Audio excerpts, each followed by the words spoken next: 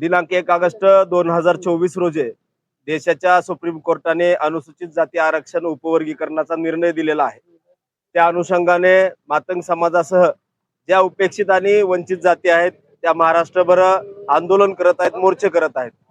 त्याच धर्तीवरती धाराशिव जिल्ह्यामध्ये सुद्धा येणाऱ्या 20 ऑगस्ट 2026 रोजी आरक्षणाचं उपवर्गीकरण लागू करा या मागणीसाठी भव्य असा महामोर्चा धाराशिवमध्ये अण्णाभाऊ साठे चौक ते जिल्हाधिकारी कार्यालयापर्यंत आम्ही काढणार आहोत।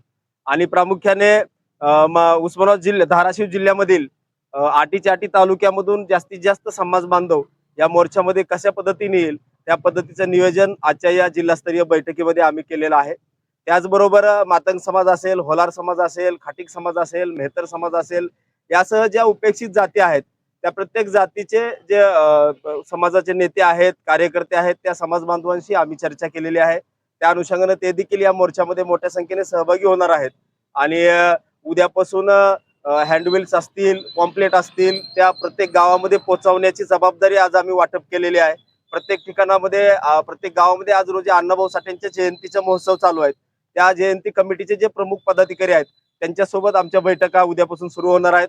त्या पद्धतीनं लोक कशा पद्धतीनं बाहेर येतील आणि खऱ्या अर्थानं या आरक्षण उपवर्गीकरणाच्या मागणीसाठी लाखोचा जनसमुदाय रस्त्यावरती उतरेल अशा पद्धतीचा प्लॅन आउट आम्ही आज आखलेला आहे। या मोर्चाला प्रमुख कोण येणार आहे महाराष्ट्रामधून?